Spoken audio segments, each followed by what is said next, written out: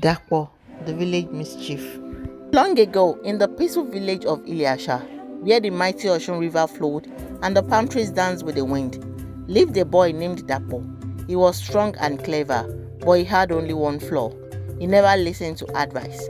His mother, Iya Dapo, often warned him, "A child who does not listen to the voice of wisdom will one day hear the voice of regret." His father, Baba Dapo, a great hunter, would tell him, "A stubborn goat follows the path of danger." But Dapo would always shrug. "I know what I am doing," he would say. One evening, as the sun dipped below the horizon, casting golden hues over the village, an old traveler arrived. He was dressed in a flowing white agbada, and his wrinkled hand held a drum unlike any other. The drum was carved from ancient Iroko wood, adorned with cowrie shells and covered with the finest animal skin. He stood in the village square and announced, "This is no ordinary drum. Whoever plays it with a pure heart will hear its wisdom." The villagers murmured in excitement. Would the drum really speak? One by one, they tried to beat it, but it remained silent. Then Dapo, eager to prove himself, stepped forward. He struck the drum. Boom, boom, boom. To everyone's amazement, the drum spoke. "Dapo, he who does not listen will walk into trouble." The village gasped, but Dapo only laughed. "What kind of warning is that?" he scoffed. "I am not a fool."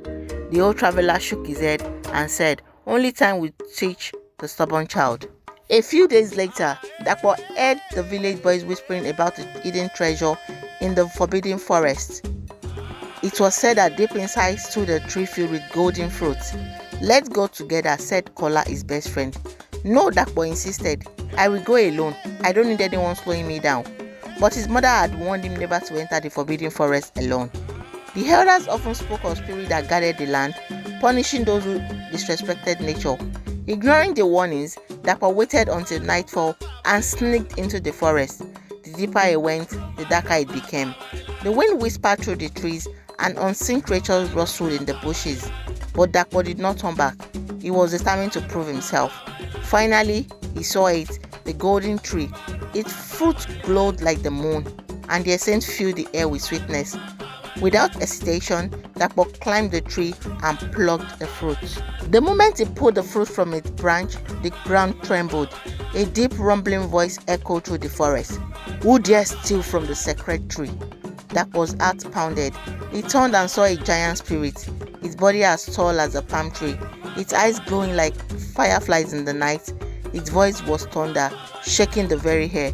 Dapo fell to his knees. "Please forgive me," he cried. The spirit's voice was stern. "A child who does not listen will walk into trouble. Did you not hear the drum's warning?" Tears filled Dapo's eyes.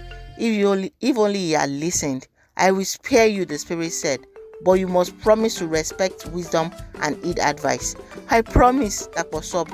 "I will listen from now on." The spirit raised its hand, and in an instant, Dapo found himself at the edge of the village. The forbidden forest was nowhere in sight. Had it all been a dream? The next morning, the villagers found Dapo kneeling before the old traveler's drum, his head bowed in humility. "I was foolish," he admitted. "I should have listened." The traveler nodded. "Wisdom is a gift, but only those who respect it can receive it." From that day on, Dapo changed. He listened to his parents, respected the elders, and became a source of wisdom for others. He grew to be a great leader, guiding his people with patience and understanding. And so, the lesson remained: he who does not listen will walk into trouble.